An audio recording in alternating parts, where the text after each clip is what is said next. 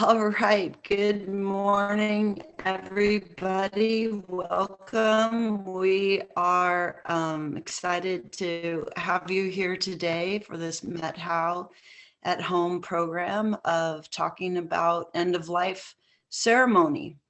And my name's Tracy Sprower. I'm the director of Met How at Home. And I always like to just acknowledge that we are on the homeland of the Met How tribe. Just really glad to see you all. This is part of a Get Ready campaign that we've started. It's an ongoing curriculum to just try to help prepare our whole community for the opportunities and challenges of aging in changing times. And with that, I will hand the baton over to our wonderful presenter here today, Kate Wallace Johnson. I'm just going to say one more little thing. You might have seen her. She did a wonderful job as the celebrant for Mary Keesaw's life celebration last May. So with that, I'll hand it to you, Kate. Thank you so much, Tracy. Really happy to be here today. Met How at Home is really near and dear to my heart, and I was on the founding board, and I'm one of its biggest supporters. Just heartfelt support, and I love what they're doing with this Get Ready campaign, and especially its work around helping us prepare for end of life. So that's great. Can you all hear me? I just want to do a sound check. All good? Okay, great. Good. Um, I wanted to welcome you all today and also welcome people who will be watching later on YouTube. I love that we have this virtual opportunity to gather and the timelessness of it as well. So thank you for being here in the moment, folks, and those of you watching later, thanks. The I am a life cycle celebrant. It's a profession. And Tracy asked me to give you a little bit of background about how I became a life cycle celebrant. It was out of necessity, as often is the case. I had my dream job as a college English teacher at Wenatchee Valley College in Omak for almost 20 years when my father died. And I attended his funeral, but did not help plan it. And it was very dissatisfying, and it was complicated. And most of us ended up feeling worse after his funeral than we had felt before. So I came home thinking there's got to be a better way to do this. And maybe I'm just the person to figure that out. Other people had figured it out already. In my research, I found a few organizations that did some kind of educational component with a certification so that you had the background you would need to help folks like you, folks like me, create satisfying ceremonies. So I landed on the Celebrant Foundation and Institute, CF&I, and their website, celebrantinstitute.org, and saw that they had a very rigorous educational component to their program. And then after you took a foundations class, which is a 2.5 month class, then you would select one of 4 options: funerals, weddings, marriage, anniversaries. The third would be ceremonies across the life cycle, which would be housewarmings, retirement, baby welcomings. And then the fourth component, if you wanted to choose a fourth certification, would be in healing ceremonies. So for people going through a divorce or wanting to reset a relationship, or healing before, during, or after an illness, cancer, for example, and treatment. So I went and got certifications in all 4 of those because I realized after I got my funeral certification that this was a very meaningful profession. And I was practicing, and I do all ceremonies now across the life cycle. Funerals are still near and dear to me, and I believe that they are some of the most important ceremonies that we can have in our lives. CF and I taught me a lot about the history of ceremony. I won't go into all of that with you today because I really do want to talk about the nature of end of life ceremonies in particular. But I have come to respect the idea that ceremony matters. And so, what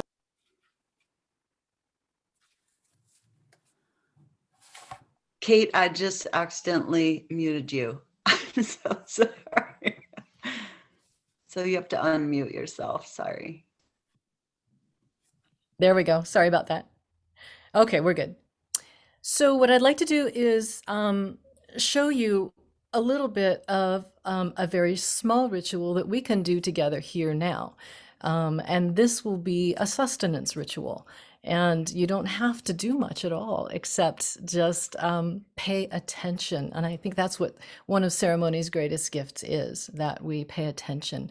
It takes us into a deeper level of awareness. So, are you ready? Okay. So I have this candle behind me. Please forgive my back. I'm going to stand up and turn on the candle.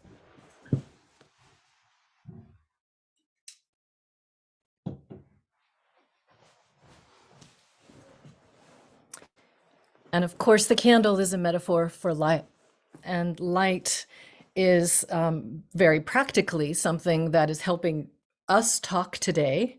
The cameras work, the power that works. If you have a solar panel you're plugged into, you are really using light to power this conversation. But of course, the sunlight, the light of our computers, and the light of inspiration.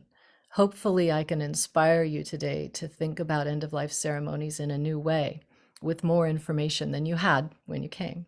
So there's our light. I asked you to bring a glass of water.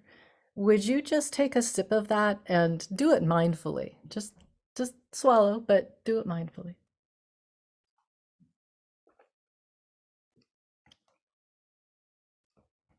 Mm. Appreciate that water. Of course, we are water. We are from water. Some of us are water babies and need to be near the water all the time. In the Methow Valley, we are surrounded by river. And in the ceremonies that I do here, it plays a central role, whichever river you're around. The Twisp, the Chewick, the Methow. And my business is named Confluence Ceremonies in honor of water and the confluence of our lives, the many confluences of our lives.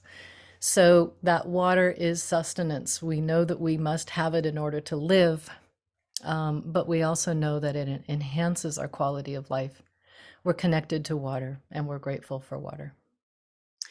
And now, if you would, if you have shoes on, that's fine. But if you don't, really dig your toes into the ground. Feel the ground under your feet. There is a natural energy in the earth. We know this. It's scientific. And by flattening your soles on the ground, if you can, or as near to the ground as you can get, you remind yourself of how the earth holds us up. It is where we grow our food. It's where for millennia we have laid our dead to rest. The earth protects us. The earth fosters us and shelters us, and it holds us up. And we are grateful to the earth. So, breath is the last thing I want to bring into this ritual. Our breath matters. Without breath, I wouldn't be able to speak to you today, obviously. If you had questions, you'd have to write them out instead of being able to speak in your own voice. Our voices, our stories matter, and they're central to our lives. The ability to breathe in and breathe out and relax and energize with that air. We are grateful to the air. So, our flame of inspiration, our glass of water for nourishment, our energy through the soles of our feet from the earth, and the air that we breathe, that breathes in and breathes out, goodness and exhales all of the stuff we don't need to carry around with us. Those will be with us today, and hopefully they open up a space where we can talk and ask questions about the end of life.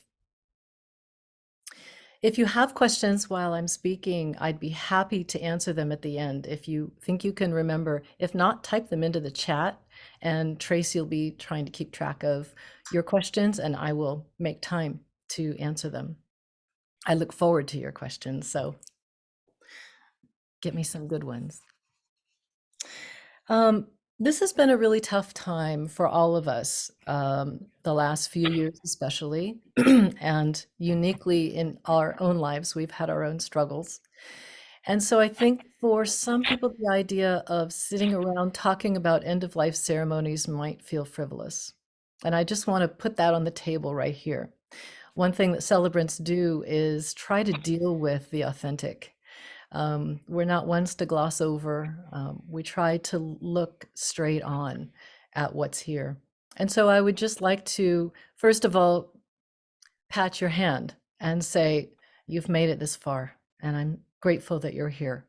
But also, in the pandemic, we've separated, and that's made ceremony as difficult as it's made other parts of our lives.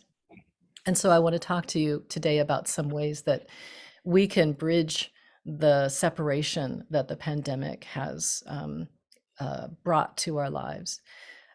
We've also faced some fears, and I'm sure that we're all changed as a result of having to change how we live and how we think about life and our relationships, and even things like not being able to gather with family for regular events.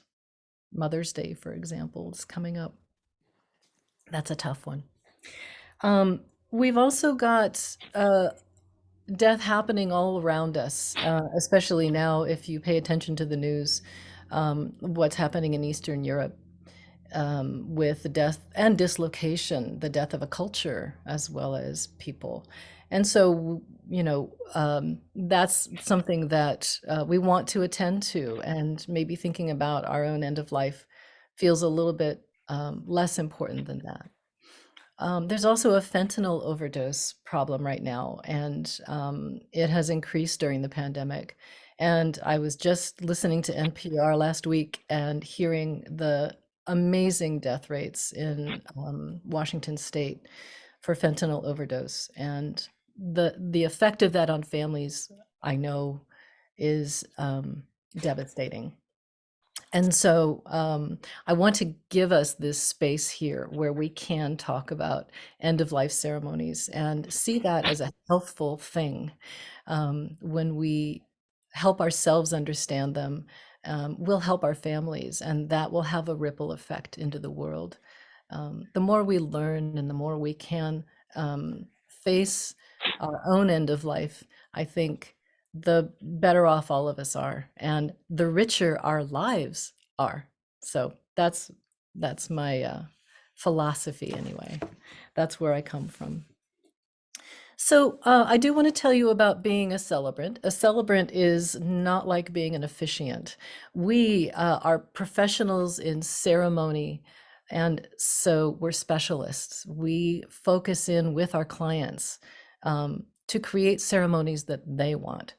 So, a certified life cycle celebrant is not going to be bringing her or his or their own view of what you should do in a ceremony. What we will do is help you uncover your own wishes and help guide you through a process that feels authentic to you, that is true to your values, and that speaks to the life that you want to honor in this end of life ceremony, a loved one's or maybe even your own. And that to me is sacred work. And I mean sacred in a very secular sense. So a lot of the ceremonies that celebrants do are actually Hybrid doesn't even begin to address how unique every ceremony is. We can have elements from different cultures that speak to you, that speak to the life that you want to honor. Rituals, music, readings, where you have the ceremony, where you hold it, the venue, the setting, who you invite. All of those things are unique. And so every celebrant inspired ceremony is inspired by the client. And so every ceremony is different. If I were a funeral officiant, I'd have a pretty handy file of ceremonies that work, that have always worked, and that I can just pull out. I know I'm comfortable with them, and I might give you a selection of venues that I'm comfortable with, and then you would choose from that. And I would read through the ceremony as it was written. I might change names out, of course, but I wouldn't write new rituals for you if I were an officiant. A celebrant is really focused in on finding exactly what you need, and if I can't find it, I'll make it. So truly, every ceremony that a celebrant writes is inspired and unique. Um, and our beliefs stay home. They don't. The only belief that I have that you need to know about is that I believe that you have a right to the ceremony that you want. That's it. Your ceremony, your way. So, how do you go about creating a ceremony if you're a life cycle celebrant? My client comes to me, and what we've been doing in the last few years is meeting online to go through some discussion questions. What is it that you want? What is it that um, you see in your heart's eye and your mind's eye in a ceremony? And then I want to know all about the honoree. I want to know who that person was. From your perspective, I want to know from other family members' perspectives that you point me toward. Maybe there are some friends, connections, co-workers. I interview people. I do extra research.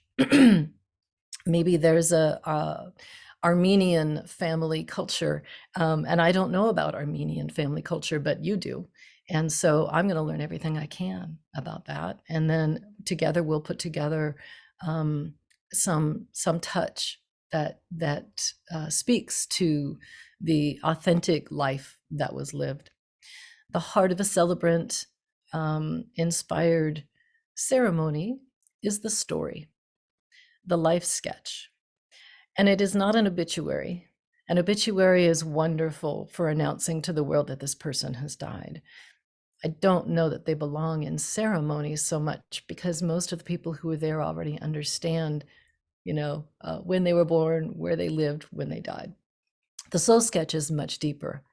It can cover all of those bases, but it really brings out the story from the birth to death, and everyone usually learns something about that person that they didn't know, and that's a gift from the ceremony that they leave with, a new relationship to the deceased, the one that they didn't have when they came. So I work with the clients to kind of uncover what it is they want in the ceremony, and I call those ceremony elements. And then I have a sense, because of my education, about the effective ordering of those elements to create a satisfying end of life ceremony. And so I will take that outline of elements and give it to you and say, how does this look for an outline? And you might say, you know what, I've been thinking about this and I don't want this here, but I do want to add something. And where could that go? And we'll figure all that out. Once you have the outline that you do want, then we'll start writing. I'll do the writing and I'll hand you the first draft of the written ceremony. And you can, you read it, you go through it. Maybe the tone is a little too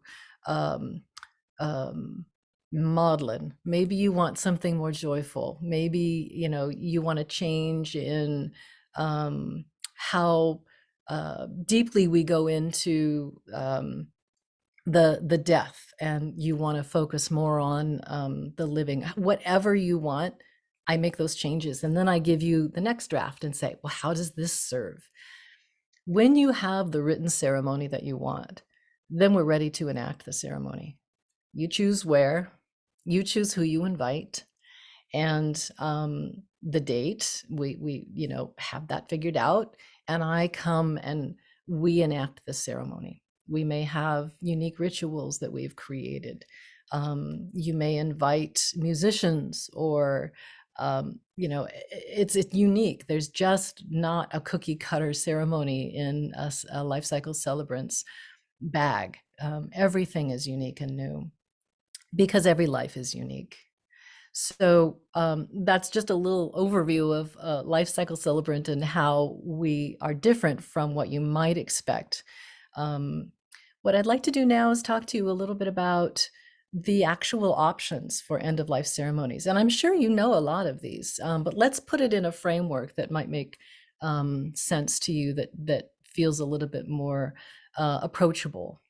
I think in traditional and non-traditional terms, but I also understand that that changes all the time. A traditional kind of ceremony, maybe you have one in mind. Think of a ceremony you've been to. A funeral is a perfect example of a traditional end of life ceremony. It's usually held indoors, right? Usually held in a church, doesn't have to be. And it usually got a casket or an urn with remains. Okay. The funeral then is often held soon after a death. Traditionally, it was an issue of time. You wanted to hold that funeral quickly because you were going to bury a body, and that body was decomposing. Well, then, of course, we learned how to use chemicals to embalm, preserve. We've known that for centuries. And so the funeral could be put out a little further. And of course, every culture has, their specific group of possible end of life funerals. Some groups have a memorial instead of a funeral. And how is that different? Memorial usually is not reliant on having remains. Okay, so it can happen anytime, which is sometimes more convenient, especially as families and friends are more spread out. So a memorial service can actually be a different tone as well. There's less saying goodbye to the body and more remembering, hence the name memorial. Memorials do tend to be more indoors, but not always, because, especially since, I don't know, the 60s, we've really moved a lot of our ceremony out into the world and out from under a roof. So the memorial is another form, though, of the traditional ceremony. You might have attended a graveside ceremony for end of life, and it could have been part of a funeral, maybe part two, or a memorial service, where you actually witness or add dirt to, or gather around the space where this body will be put back in the earth. The graveside ceremony is, thousands of years old. We have continued to uncover burials that suggest that people gathered at this hole that they had dug in the ground. And because the glaciers are receding, we're actually finding more and more of these human burials that are thousands of years old. Inside, with the now mummified skeleton, we'll find maybe a rock or a stack of rocks. We might find a carving, maybe. We can find some botanical remains, as if someone laid a flower or a branch of leaves in there as well. Sometimes we find animal remains. We don't know what those humans were thinking or doing or feeling at that moment, but we do know that they were honoring their dead in some outside of time way, that they were gathering at this spot. That graveside ceremony is as old as humanity and might actually be the oldest kind of ceremony for end of life that there is. So it connects us to a long history of how we treat our dead and how we think about it. Um, the celebration of life. Has anyone here been to a celebration of life? They're much more common than they used to be. And as the title suggests, as the name suggests, it is more a celebration. What I try and urge guests to consider is that we can cry and laugh at the same time, and we can laugh and cry at the same time. You know, we can do both of those because we're human, and sometimes that's all we can do. And I see that in the celebration of life more than any of these other traditional ceremonies for the end of life. The ceremony of life honors our very human responses. Someone dear has been taken from us. We had a relationship with that person that was unique, maybe complicated. Um, and we might be grieving, we might be devastated, we might be stunned, we might be feeling relief, honestly, depending on how that death happened, what kind of release that death might have provided the decedent. So we can feel all of these things at once, and that's a wonderful thing. But then when you get into a ceremony situation, you want to be able to continue to express those emotions. William Shakespeare wrote that we need to be able to express our grief so that we don't break. And I think that that's important. And yet some people feel guilty laughing or remembering funny stories or feeling a sense of relief. I think that the vessel that the celebration of life offers in an end of life ceremony is really effective, potentially, at holding all of those needs that we have as human beings. And so those are the more traditional forms of end of life ceremonies. And I'm so happy to be living in the times that we are because we have some really great options. And I'd like to give a nod to the baby boomers because I think that you're leading this march toward improving the science, the balance, the options for end of life in these non-traditional ways. And you might have heard of these as well. So the home funeral, some of you may want to argue that the home funeral is not non-traditional. Our grandparents and great-grandparents were doing home funerals before the funeral industry really became prominent as an industry in the early mid 20th century. Home funerals where a body is laid out and friends and family come and pay their respects. All of this language was part of my Kentucky family culture and my mother's Maine family culture, and may well have been part of yours as well. That then, you know, you would go to the church as sort of a secondary, but it was really the home funeral part that helped people make a transition between this person was alive and now this person has died. And we need to get our brains and hearts around that. So the home funeral is coming back into vogue as people begin to realize that psychologically we need that contact with the decedent physically, and that is an opportunity for us to be comforted by visitors, to be cared for. People we'll bring you food and make sure you have water and take your meds. And, people will come to you and wash the dishes and um, talk about the decedent with you and their favorite stories. And it's a very personal, and maybe most importantly, it's under your roof. It's under the decedent's roof. And that is a rich, fertile time to help us make that transition. Ceremony exists in the liminal, the space between what was and what will be. And so when we honor the liminal, we help ourselves live better lives.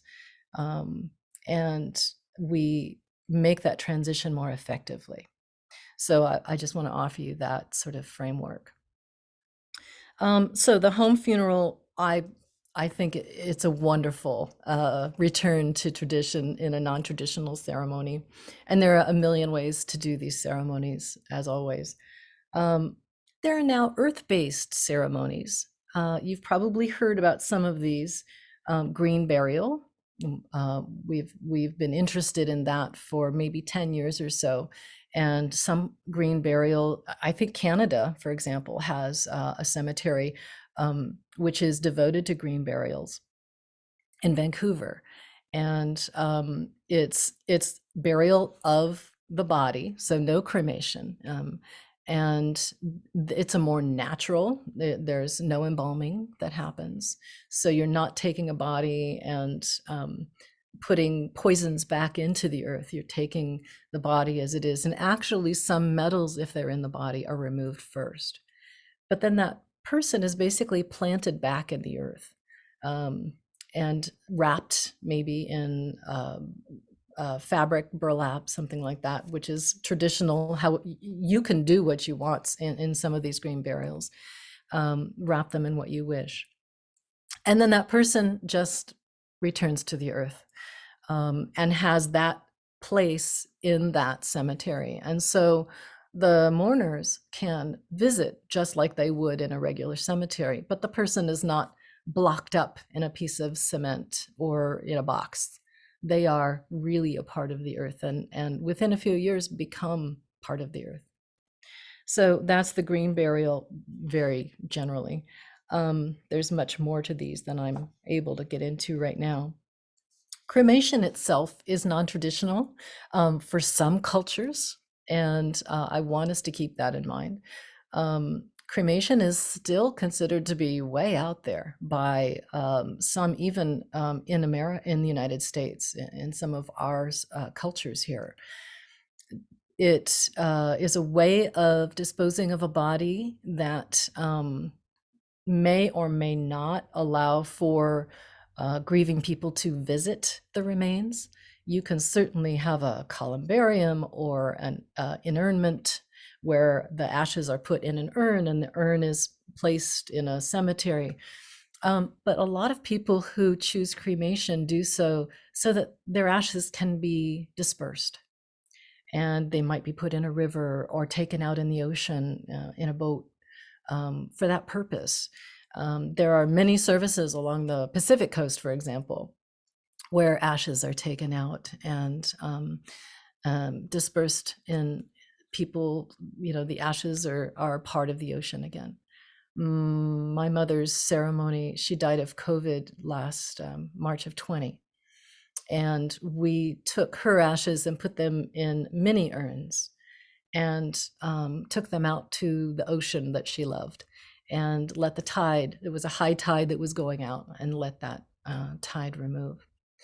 Of course, celebrants know all about the laws related to this, and we help educate our clients as well as to what is feasible, what is possible, and what you can do around cremation. So cremation has been traditional, but it's also a very non-traditional approach.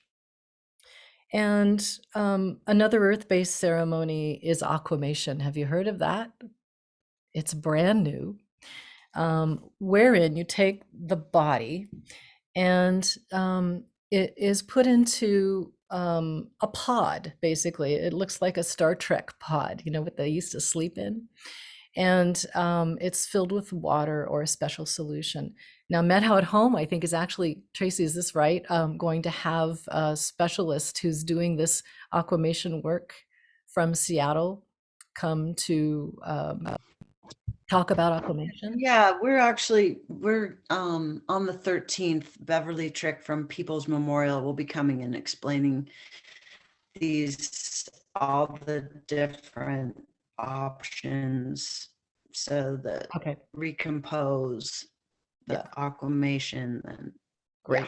Great. Glad to hear it. she'll be speaking generally to Yes. that. Yes, generally. So aquamation results in a solution and a small amount of solution, not an urn of ashes, not a body, but a small amount of solution. And most recently, Washington and Colorado have just passed laws that have allowed a new kind of disposition, which is called human composting. And this is really, it speaks to the people who are very ecologically minded, who want to return to Earth, but don't want all of the energy required to cremate a body in their own case, don't want any of the embalming and the chemicals that go into that, and really want their body to feed the earth in the way that the earth has fed their body, I think. And so the idea behind human composting is that the body is mixed with straw, alfalfa, and I think there's one other element. I'm sorry, it's escaping me at the moment.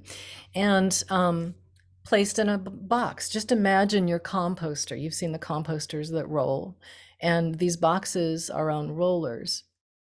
And caretakers, very um, with much humility, care for these bodies in these composters. And after a few months, it's a very natural process, so it takes longer to break the body down. But after a while, you have maybe a small a pickup bed load full of compost, and it is dirt.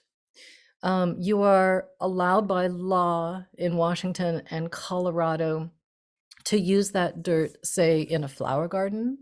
You can disperse the dirt to friends and family, and they can take it and put it in their gardens. It is forbidden to use that dirt in a vegetable garden, on your raspberry beds, or any such thing. Um, and this is brand new. Some thoughts are perhaps, local flower gardens, the conservatories, that we could put these around children's hospitals in the rose gardens there. There are many ways to use this, or the family can just take it to their own property, and if they have it, and use that human compost. Wow, can you imagine? So we do have so many options for the end of life, and it's pretty amazing. These options are here because, one, the market is clamoring for better ways of disposing with our loved ones and ourselves. I think it's also because the market, it's very expensive to die. And I know you've heard that. And we're trying to find ways that are more accessible to more people, that still honor the life that was lived, allows the family and friends to have a way of expressing that grief. So I've been talking about disposition of a body and talking about ceremony together. You understand how those two things can drive each other. If you have a body, you might choose a ceremony based on that. If you have cremains, or if you have a process like aquamation, for example, you might want to make a different choice in a ceremony. So I also want to talk to you about the legacy ceremony. And this is a great opportunity that I've worked with a few clients on, which is you writing your own ceremony with me and me holding that ceremony until you've passed. You, meanwhile, had selected someone who would um, work with me after your passing. And that person and I together would enact that ceremony for you, where you had chosen to have it, when you had chosen to have it, and with the guests you had wanted there.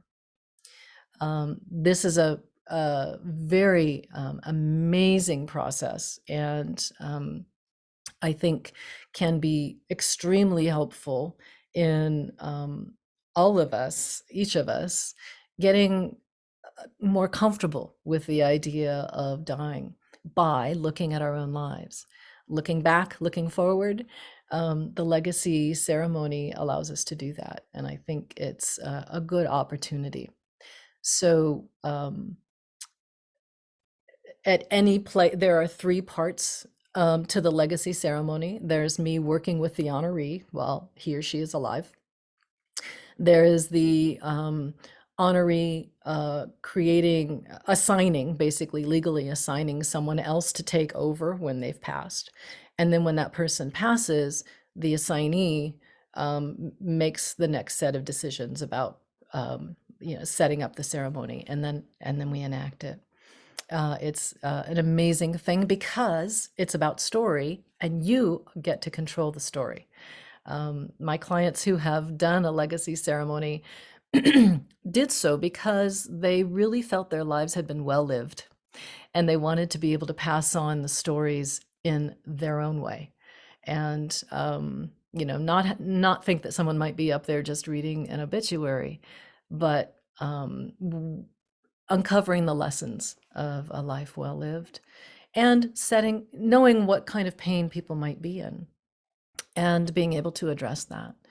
So these can be pretty amazing. One legacy ceremony that I did, the assignee was the honoree's daughter, and the assignee and I worked together and enacted that ceremony. She also designed a graveside ceremony to take place after the legacy ceremony. And so she was able to kind of do what she wanted at that graveside ceremony as well, where the ashes were in earned and entered. So there's so many options and possibilities for people. I just want all of us to know that if you can imagine a ceremony, I can help you bring it to life. And I look forward to working with all my clients, but especially clients around end of life ceremonies, because I believe, you know, there, even with a child's death, it isn't about a long life, it's about a good life. And it's about the community you leave behind. And that really matters. I also want to add here pet ceremonies. Especially Methow at Home knows this.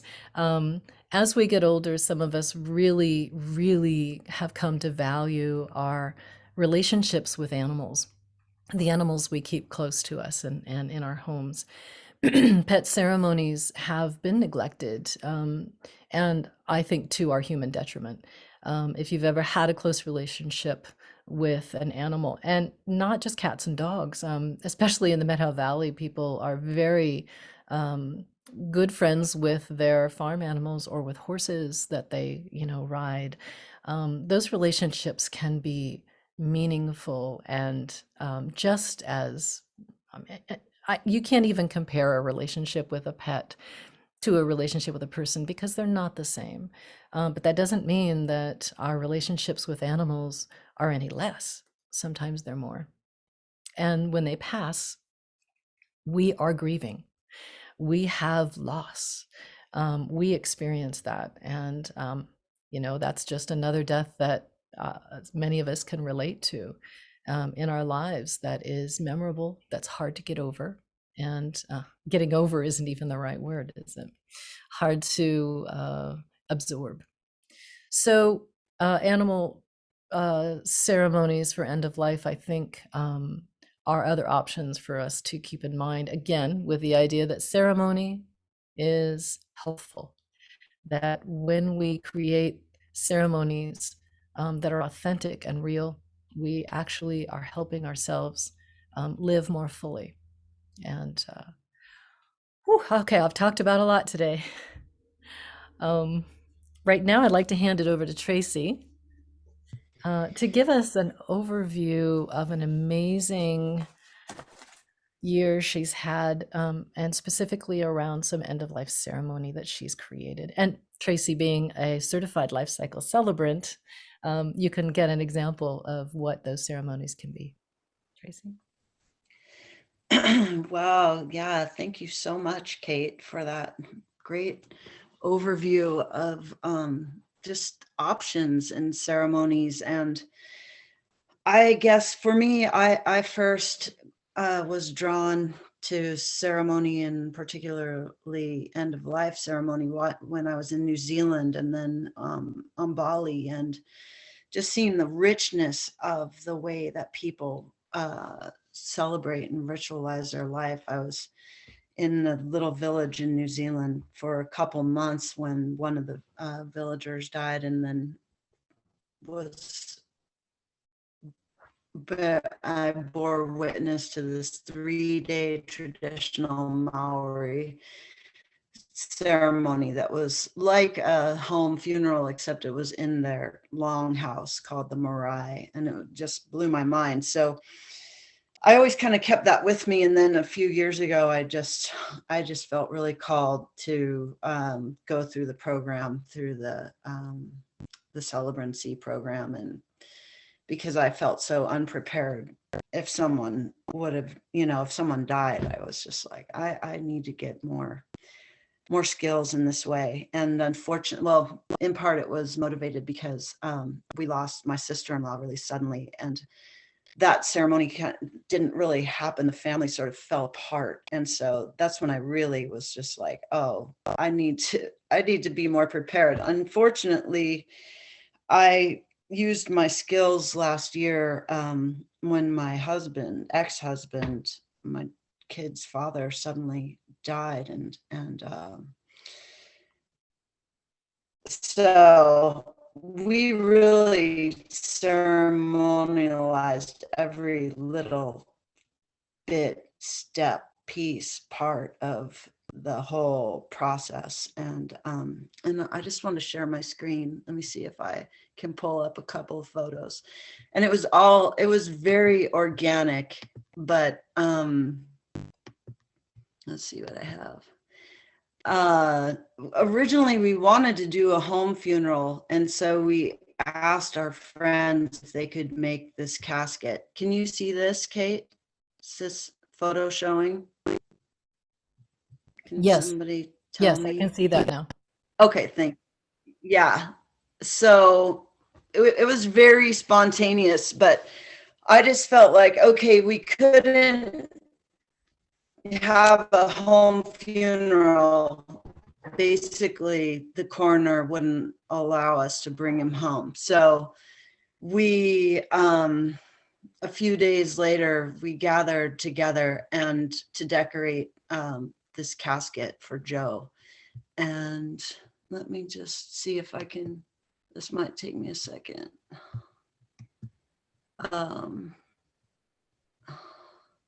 I just have a few different photos. And it was just really, really powerful to have people come together. It was sort of awkward at first, but then everyone just brought these incredible things. Sorry, this is taking too long. Let me see if I can. And people brought letters and photos and things, and they just filled this casket. And then I'm just doing an abrupt shift and change, but it was just so powerful. My daughters, and this is my niece who had lost her mom 6 years ago, we were able to go to the funeral home, and we at first, we just had time with Joe and meditated and sang and cried, and put oil all over his face. My kids put like flowers, you know, they didn't like what happened with his eyes, so they put the flowers there, and out of this casket and looked at it, all the art and the sweet poems, and it was just so incredible. And then we laid him and we sang as we placed all these things back, and then put the lid of the casket that, you know, we also had a ceremony around that. We just put all of our gratitude as we oiled the lid of that casket, and it was just really powerful. And Thank you, Tracy. afterwards, my daughters were just like, I have this picture of them, and they're like, have their arms up like this, because they loaded the casket full of everything into his truck, his work truck, and drove it over, and then just putting him and laying him in. You know, is this going to be weird? And they were just like, that was the most powerful thing that they had ever really, you know, it was just a lot more than what they were expecting. And they were really amazing over there. They changed the name from Prex Harrison Chapel to River Valley Funeral and Crematory, but they were great. They worked with us. At first, they told me that we couldn't see him if he wasn't going to be embalmed. I was like, that's just not going to work. We are not going to embalm him, and we do need to see him. And so they were just awesome with us, and they just really worked with us over there. And so it's just an example that you can just intention and gathering of all of your pieces and whatever is meaningful to you. But I just want to there's some great things in the chat here that I Yes, want to move to, I'd love to hear your because we're comments. going to zero in on 10 o'clock real quickly. Yeah, so Marie Tracy has a story. In Omak, the Goldmark family had a very public celebration of life for Georgia Goldmark. First at the Performing Arts Center with slides and music, and it was full. And then all the folks walked in drinks and then music and dance. And this was because Georgia loved people and music and dance. And it was like the harvest parties the family used to have at the ranch. Wonderful as a community event in her honor. I can imagine that happening in Twisper Winthrop. In a way, it already happens at the community center, at the barn. What happened to the bodies, I have no idea.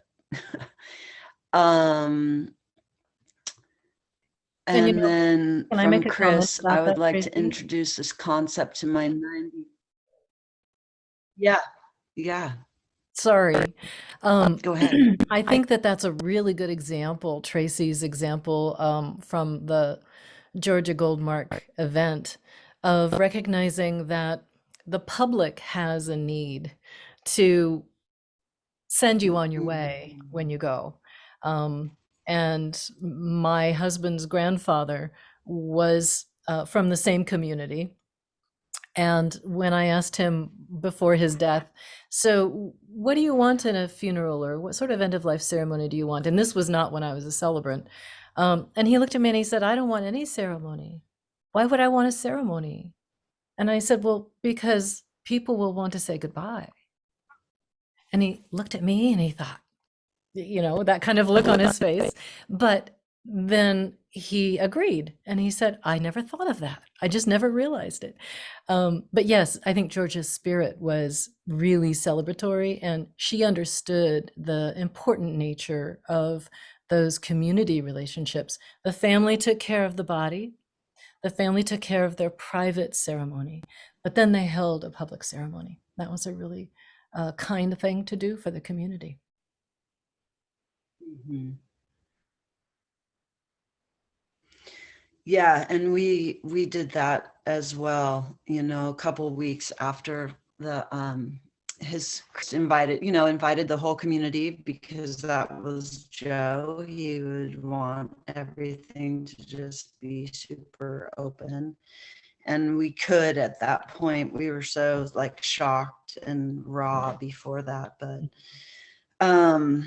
and it was great because we had this vigil down dirt bike, actually about cardiac arrest, but and so there were like dirt bikes. We just said, bring your wheels, bicycles, skateboards, roller skates, and just there was drumming, and it was great, as we came down into the ceremony space and then shared a meal and had a band, his favorite local band. So, again, yeah, I think there's a lot of power in that and letting the community come together. And I just want to read this one from Chris. I'd like to introduce this concept to my 92-year-old mother, who's lived a wonderful life, and with her wit and humor is still with us. She's going to want to know details like cost, how this can be done across the state, average time commitment with the celebrant, etc. Those are Great great question, questions. Chris. Yeah. So, if I can, I can only say that every ceremony is unique. And so the time commitment required is not anything we know at the beginning. What I do with my clients or my potential clients is offer a free 1 hour consultation so that you can tell me what you need, what you want, what you have in mind. I can ask questions to kind of get further into that. And then at the end of that hour, I should have a fairly good idea about what the process will look like, and I'll give you a firm quote. And if that sounds good to you, maybe you want to think about it or whatever, but if you come back and say, yeah, let's do this, then I'll work up a contract.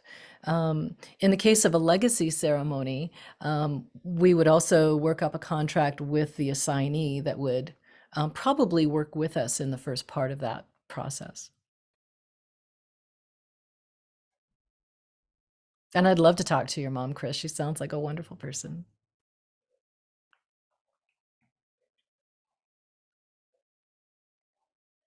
And Tracy's gone. I wonder what happened. Okay. Well, let's look at this last comment here. Maybe not last, but is it ever too late to have a ceremony even after several years have passed? I've done many of these ceremonies. Yeah. It's never too late. And sometimes it's the right time. There are so many reasons why a ceremony isn't done. Or in my case, a ceremony was done and I needed to do it again. My father's ceremony, I created a ceremony on my own years later after his funeral. That was very satisfying. There is no expiration date for ceremony. After a person dies, we need to honor that and go there. So my answer would be, it's never too late to have a ceremony. Tracy, are you still off? Oh my goodness. Yeah, she's trying to get back on. I just got a text. We're here, Tracy, waiting. I'm back. Okay, great. I know. Did you see there's one more thing in the chat. Oh, shoot, it's gone. My chat's gone. But Oh no, we did. Frauk. We got Frauks, yeah. Okay. Yeah.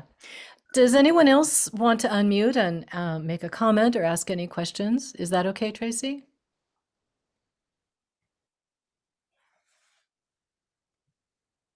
Yes, of course. Absolutely. It looks Goodbye, like my Sheila. connection might be unstable again. Take care, Sheila. Yeah. Good to see you. Love to Dean. Yeah, I don't know why my chat isn't working anymore. Thanks, Kate. Yeah, well, yes. Any more thoughts or questions by Sheila? Well, I can leave us with one thought. And I just think that Is that okay, Tracy? Yeah, great. Okay. Absolutely. This was on one of the advertising mailers, I think, that Meadow at Home sent out. It's just a short quote from one of my heroes, Fred Rogers. Anything that's human is mentionable, and anything that is mentionable can be made manageable. And I think that's a really good perspective on end of life ceremonies. Um, we can embrace them and make our daily lives right now that much richer if that's what we want to do. And so I'm here if you want someone to talk to about this. Again, a free 1 hour consultation. There's no requirement involved. I'm happy to talk to my community. I'm a community celebrant, and I'm very interested in providing opportunities for ceremony that are good for us. So keep me in mind. Confluence Ceremonies is my business, and you can see me online at confluenceceremonies.com. And I have a whole website there that explains what I do, and all of my contact information is there as well. If you have any other questions, please feel free to email me, text me, whatever you'd like. I'd be happy to talk with you about end of life. Wonderful. Okay, Thank so you good to see you all here this morning on the Zoom. Thanks so much. Take good Thank you, care. Kate. Thank you Yeah. so much. Wonderful. Lots of Thank you. You're welcome. Lots of good Thanks, Tracy, food for the for comment about Joe. thought. You're very welcome. Aw, Nice meeting all these yeah. people. Yeah. Kate, Mhm. Mac and I, we were at Mary's celebration. And of course, we were at Joe's, and both of them were just so, you made the celebration so true and genuine. Mhm. And I asked the question about, how long after you can celebrate, and Mhm. I'm sorry, very emotional right now. It's okay. It's Our emotional. daughter Lynn died almost 2 years ago, and she was in Los Angeles, and she did not die of COVID, but she died very suddenly, and we couldn't be there. And there have been different celebrations. We had a private, well, we had several, one here in Twist, and there was a 7-day Shiva on Zoom, which was really wonderful. But it wasn't, I keep thinking in my mind that I would love to have a celebration for her friends that didn't get to do that in one form or another. Mhm. And that's why I asked the question. Absolutely.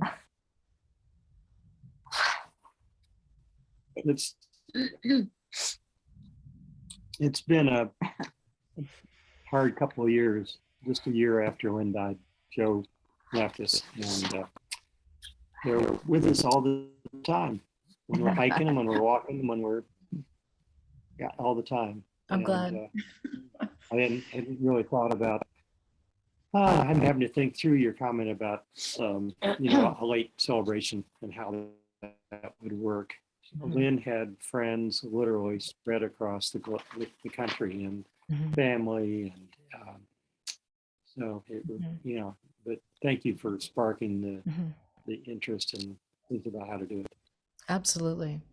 If you want to talk further, I'd be happy to meet with you privately, and we can maybe there's something I can help you think through, feel through, where you would want to do this, how you would want it to look. And that might require more thought on your part, but I certainly see that you're ready to begin thinking about it. And I'm glad that this opened that up a little bit today for you. Thank you. I'm so sorry about your loss. You're welcome. Yeah. I'm glad that And she Tracy- still walks with you. No, You it's said just the she- hardest. Yeah. Always. All right. Okay, so contact me if you want to talk, please. All right. Thanks, Tracy. Yeah, Thanks, Trace. Love you. love you too. All right, thank you so much, Kate. You're very welcome, Yeah. Tracy. Thank you for the opportunity. You All right, bet. everybody, be good. Take care. You too.